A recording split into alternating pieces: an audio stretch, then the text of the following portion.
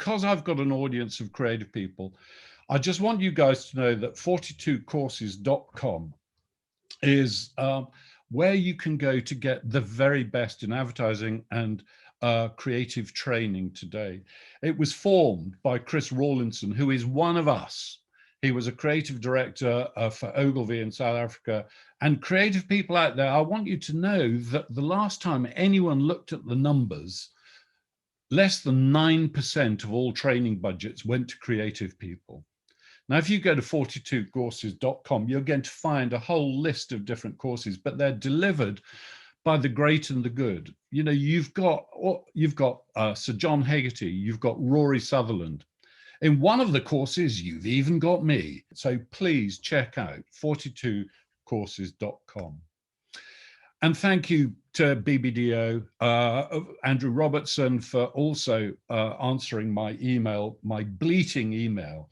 But it was actually Mark Reed who was the first to reply to my bleat. And so, pushing my luck, I then invited him to speak. And so that's what I'm going to ask you to do now, Mark, to be our guest speaker. Thanks very much, Patrick. And when you sent me the email, I didn't know that I didn't understand I was going to get the chance to sponsor an award founded by someone at BBDO. So that's fantastic. I'm very happy to do that. Nor did I know I'd get a chance to talk to everybody today, actually. So that's even better, because I can sort of get a free pitch to all you fantastic creative men and women out there to come and join WPP and join us on our mission to be the most creative company on the planet. But look, I'm delighted that WPP's been able to support the Caples.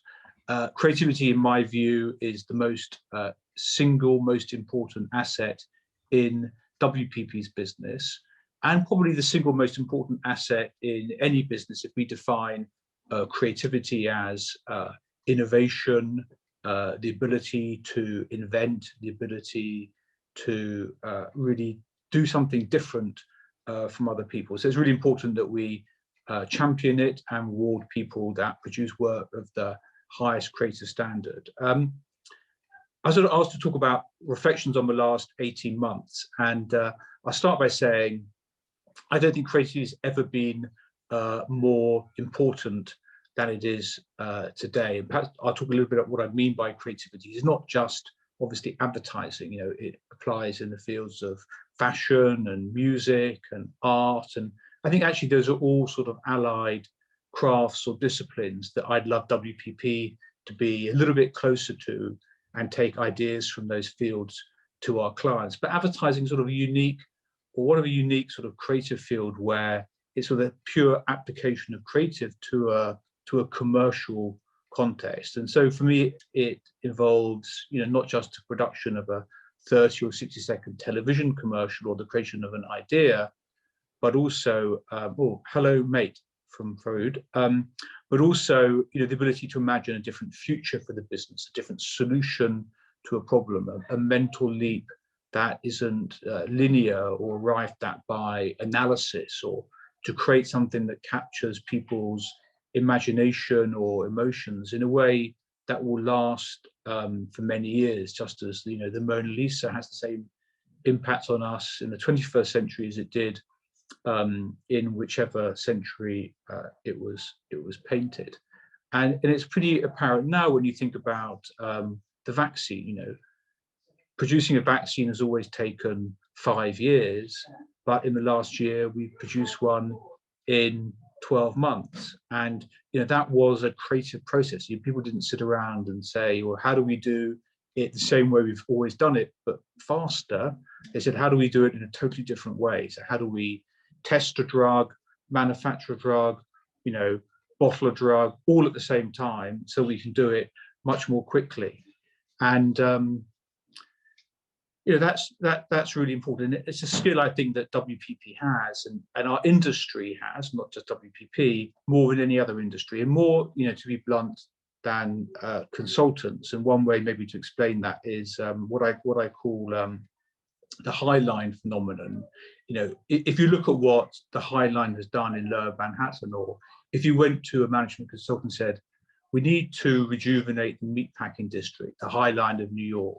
You know, they'd say, well, you should have, you know, put some grants in place and maybe give people tax-free status for 5 years, open some restaurants. They wouldn't say, well, actually, there's this disused railway line, and you should turn it into a garden, and that will attract, you know, millions of visitors and totally rejuvenate the area. You know, lead to a $30 billion development at Hudson Yard.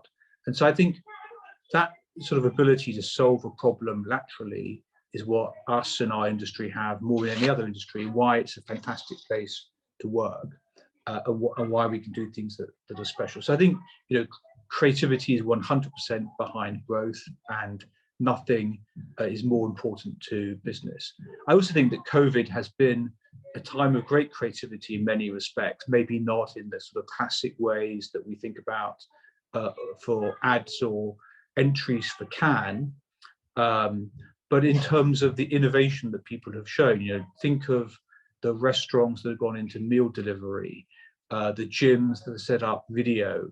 You know, I defy people to think of a single task that can't be done remotely. People say, we can't have your hair cut remotely. Well, you maybe you can't, but you can have a sort of remote haircut consultation where, you know, your hairdresser or barber will sort of coach your partner in cutting your hair. So there's nothing that hasn't in some way been reinvented during the pandemic. And I think it's at times when things are tough that people do something different. And it's times when creativity very much comes into its own. And then I think the last point to make is I'm very optimistic about the future for our industry, you know, for all of the reasons I've laid out. You know, creativity is critical. I think that you know, the big groups, you know, we have our detractors, but I don't think the solution to building great brands and solving problems is sort of programmatically delivered banner ads, a kind of Facebook marketing machine on steroids, or retargeting on steroids. I think the solution is fantastic ideas that take advantage of all of the channels that exist and that people like you come up with. I think you could look at the success of Netflix. The success isn't down to, you know, programmatic banner advertising. The success is down to, you know, the content, you know, The Crown, Tiger King, Money Heist, the fantastic content that's on that platform. That's what attracts people to Netflix, and I think that's what makes our industry so exciting, so relevant. So look, I think it's been a challenging year. I think we've done some great work. I'm pleased to hear from Patrick that much of it has been, or some of it has been rewarded. And I say, you know, thank you to all of the creative people out there for everything you've done. I know that creativity is not the responsibility of just the creative department, and something that Rob and I have been talking about at WPP. But I don't think, but I do think that the creative department have like the critical role to play in it. So I think, Patrick, that's what I would like to say by way of introduction. I'm happy to have you fire some questions at me. I think you've got some, and maybe get into some of those points in a little bit more detail. That's great, and I'm sure, you know, Steve, feel free to leap in as well. Yeah. Well, you started by defining creativity. You said that creativity is kind of innovation and invention, and yeah. I mean, to what extent do you think that ad agencies now are, if you like, engines of innovation, engines of invention? I think the good ones are, and you know, you could sort of go back to J. Walter Thompson in 1960 in Berkeley Square, and you know that story about, you know, Rank Congressman McDougall had too much flour left over, so they invented Mr. Kipling's cakes, you know, to use the flour. And not only did they, you know, design the packaging and the advertising, but they also developed the recipe in their kitchen and apparently designed like the factory floor virtually. So look, I think that I think we're great sources of consumer insight, and out of consumer insight come great innovations. I think that you know, we need great products to tell great stories.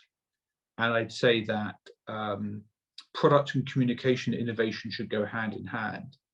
I think one of the challenges we have with clients today is that they're not doing enough real innovation, and therefore they rely too heavily on communication innovation, not product innovation. And I think the best ads come with either a human truth or a product truth, or something that you're telling people that you bring to life in a way that captures people's imagination in a way they don't forget it, right? So I think, there's many other sources of creativity out there, that's for sure, but I think we play a pretty important role.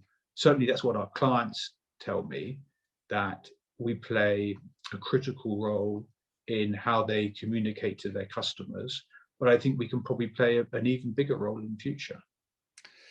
Well, that's a neat segue into another question, actually, which is, I love your mission statement, and I think all of your audience will endorse what you've just been saying about creativity, but how do we get clients to buy into this?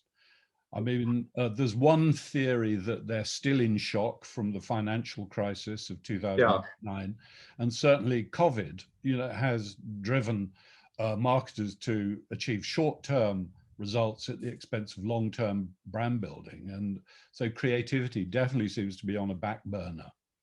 I didn't know that that's the case, though. I think the more senior the client, the more they believe in the power of creativity.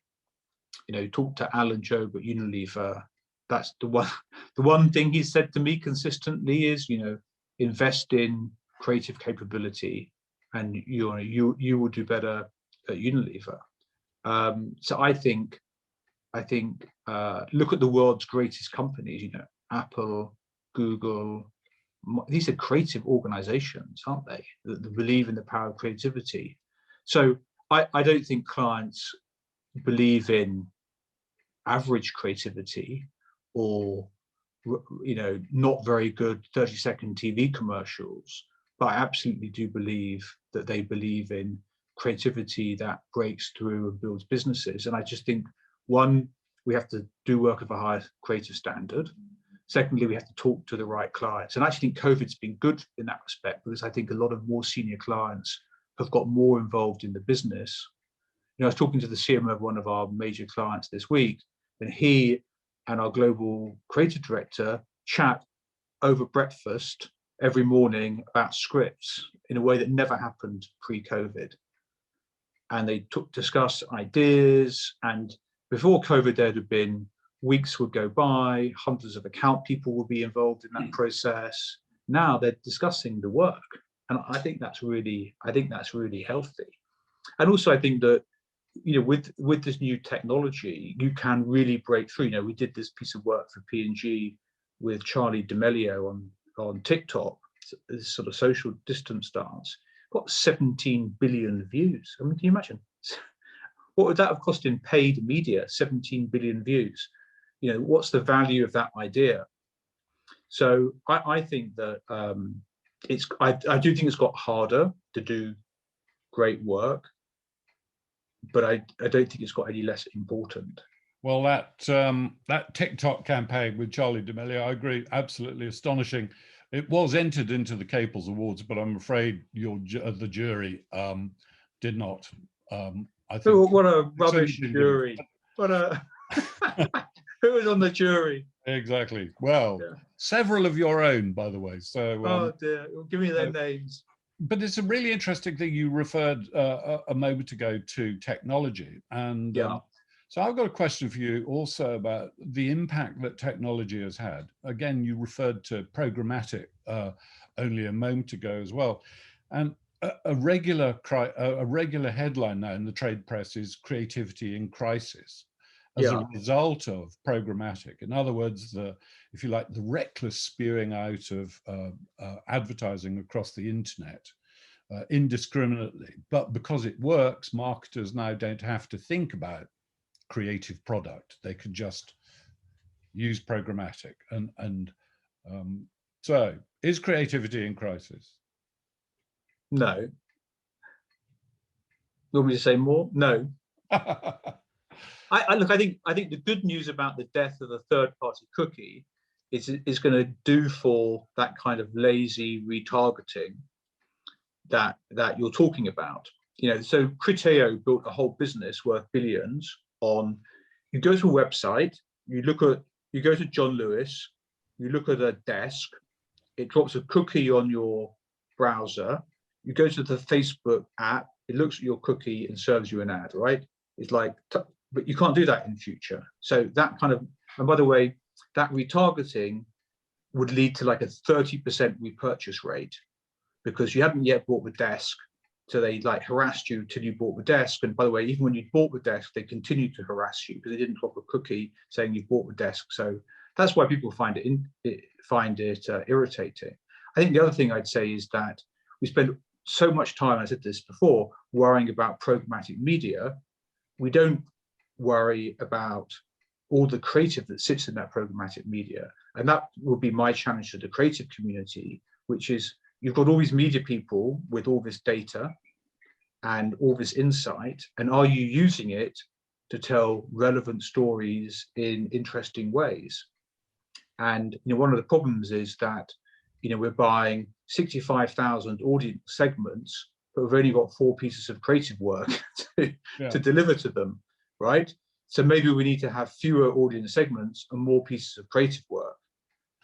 Well, yeah, so, I mean, you're pushing all my buttons, I have to say, at the moment. I work with a company called Adlib that is doing exactly that. And there are all these new companies. You mentioned Criteo a moment ago. I mean, how do you see the advertising business evolving? There are all these new names. There are all these new organizations who are looking at advertising with a totally different perspective. Yeah. So how do you see the evolution of advertising? Well, look, I think that creativity will remain important, but data and technology are increasingly important enablers of it. And as a creative person, you have to understand the potential of those two things, to allow you to do better work. And look at the creative departments that have been built up inside Facebook or built up inside Google or inside a lot of these media owners. They're not like the creative departments that would have existed in a newspaper or a TV station or Sky. They're hiring proper people with big budgets, and they have unlimited funding, don't they? Now, I don't know, they always do great work, and I don't know how many clients want to have a creative idea by channel, but increasingly, an idea that works on Facebook is different from an idea that works on TikTok, it's different from an idea that works on LinkedIn. So we are going to have to think about how our ideas resonate much more in these platforms. And so media and creative, I'm sorry to say, are going to have to work much, much more closely together in future than they have done in the past. Well, I think you'd find plenty of creative people who would give a loud cheer for that.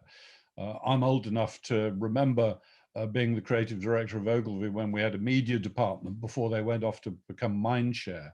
Yeah. And now suddenly, you've got clients having to buy their ideas from 2 separate locations. And it's jolly difficult, I think, for marketers to be able to join those together. But that was, again, interesting the way you were talking about some of the new platforms and, of course, the influence that they've had on advertising. But what do you see the role of a big company, of the big tech companies being in the near and the middling future? Because we are looking at a time of enormous change and disquiet, by the way.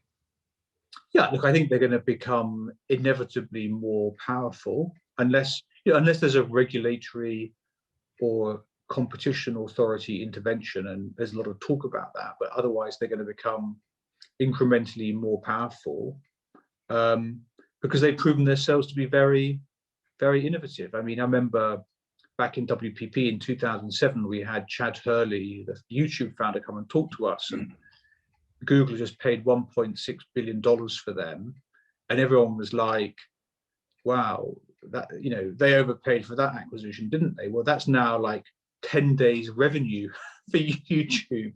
They did what, $6 billion in a quarter, $7 billion in a quarter. So they paid like 3 weeks revenue for the business. So they're getting, it's like the best acquisition in history. I think they are inevitably getting more powerful. But what I would say is that those platforms are nothing without ideas. And what excites people are the ideas. Now, there's a lot of non-professional content creators on these platforms. I think that's an interesting area I'd like us to do more with at WPP. It's a great training ground to find new talent, and I think we should look at that more. So I think the creator economy has never been bigger in many ways. Creativity has been democratized. I remember we had a creative once at WPP. So like, this internet thing, I hate it. It's just so ugly.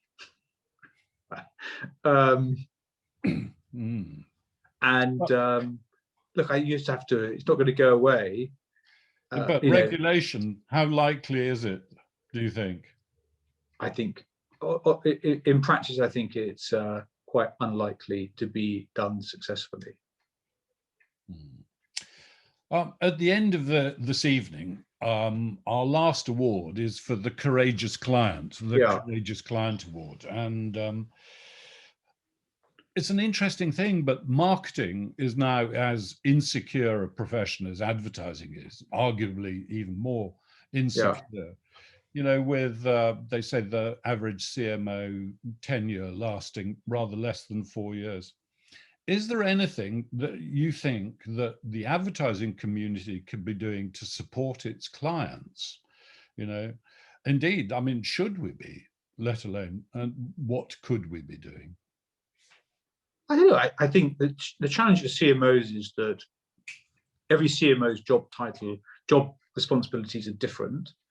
And unlike this, the CFO is an easy job, right? You have to increase profits and hit your budget, right? And at the end of the year whether you've done that. CMOs, it's a bit harder, isn't it? You've got to grow sales, grow revenue, increase price, do innovation, launch an ad campaign, build a brand. Like, it's much more complex job, and much harder to measure the impact. So I think one thing we could help CMOs on is really help them measure the impact of what they're doing. Secondly, we can do great work for them. It's interesting that the length of our client relationships is much longer than the tenure of a CMO. So the days when the CMO came in and whacked the agency, luckily, I think, have kind of largely gone. So we just have to be a great partner and help make CMOs successful in the organization.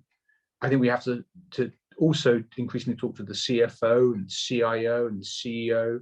I think we've lost some positioning with the CEO and our clients that I'd like us very much to recoup. And we should be the CMO's partner in talking to the CEO about why growth and creativity and marketing is an investment in their business. And creative people, by the way, I think can play a much bigger role with clients than they have done in the past. I mean, great creative people, in my experience, are those that can and do spend time with clients. They're interested in the client's business. They want to get to know and like clients. And when you see a really strong creative, he or she can hold a client's attention in their hands, the most magical way, right? Oh, someone's gone. So that's really important. I was wandering around the internet, researching you, and you came across. You made an interesting comment just a few days ago. Actually, you were at the World Out of Home Organizations European Forum. Yeah. In a virtual kind of context. And what you said was, if I were running a campaign for WPP, I'd probably put it on out of home in major airports, which led me to think, well, why aren't you advertising WPP? And well, maybe we will one day. I think we have a proposition. We lack the execution at the moment, but if anyone would like to work on it, and I'm just playing on I know how to play the audio. Out of home organization that you spend money with them is clearly not a daft thing to do. So, but I do think, joking aside, I do think, for us, that kind of airport media would be, it does give you stature and it gives you presence, and it reaches many of our audience. But I think we need to do it in the right way. I mean, can you imagine doing a campaign for WPP? I mean, oh my God, it's like you only want to be, you have to be very confident of your creative before you push the button, wouldn't you? Well, I have to say, Simon Sinek has observed that since ad agencies never use their own product to advertise themselves, why should their clients? So, Well, I mean, I think if you could be making a bold statement for the industry, actually, about confidence. I mean, we used to work for Accenture.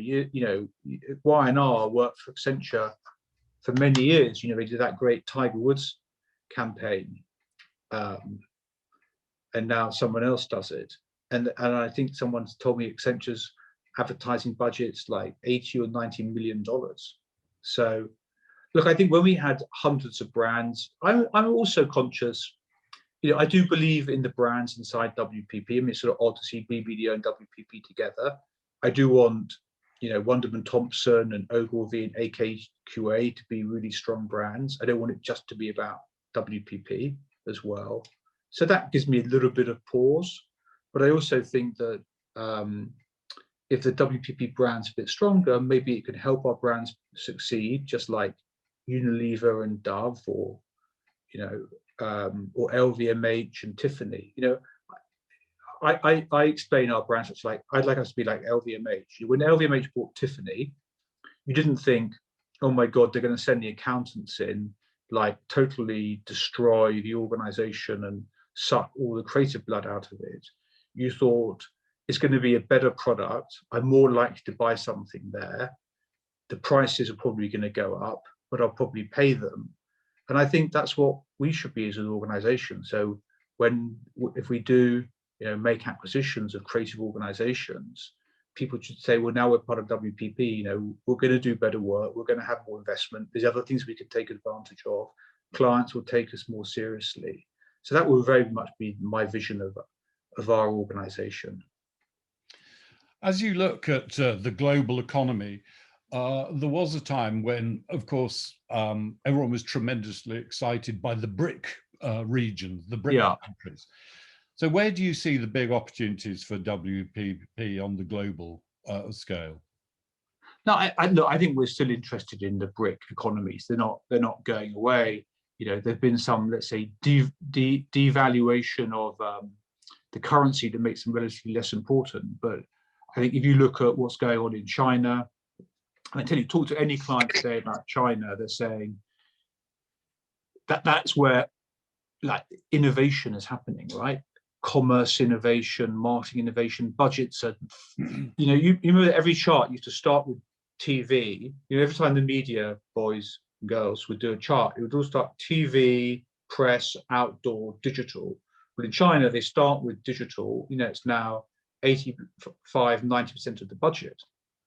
So I think that those economies are really important. And one of my legacies, one of the many of the good things I inherited from WPP was the most fantastic business in China and India and Brazil and South Africa. And I see someone wrote a question about Chile, and in Chile, so I'm 100% in on those markets. Well, we have a question for you from one of our jurors who comes from Chile. And his question is, Chile has a very small economy when compared to some of the developed markets in which WPP operates. In this context, will you continue to bet on such small markets as Chile, either by investing in current subsidiaries or by incorporating new independent agencies? Yeah, so absolutely we'll continue to invest. I don't know that it makes sense for us to have 5 30-person agencies in a market, right? Is that really? You're probably better off having 150-person agency, if we're honest. So I think we have to think intelligently about our structure and say, is our structure going to work in all of the markets in which we operate? So we're sort of trying to bring things together, but I don't want to subsume too many brands, but I think we have to say, can we really afford to run? Does it make sense to run it in such a decentralized way? WPP used to have 3,000 different operating companies and 100,000 people. You divide 100,000 by 3,000, it's only 33 people per company. And by the way, if you have one CFO, one head of HR, one head of facilities, that's 10% of your workforce in that, probably bigger than the creative department before you even get started. So I do think we have to think about what the right structure is in those markets, and is it really exactly where we are, or is there some way we can maintain and protect the brands through a campus or in one building, share things? I think that's much better. And I don't think anyone in WPP disagrees. Our brand leaders are really up for, that's not the case in the UK, but it might be the case in other markets. And maybe we say, you know what, we can have one really fantastic agency in Chile, and it's going to be whoever, we'd all work with them. Well, you may be getting an email from a guy from a company called Imbrax, so look out for it. But what's absolutely amazing about tonight is that here we are talking to each other kind of virtually. And so the last year has changed so many working habits completely. And so one of our American jurors has asked, do you think that the open office concept is something that companies will be moving away from in the post-COVID workplace? No.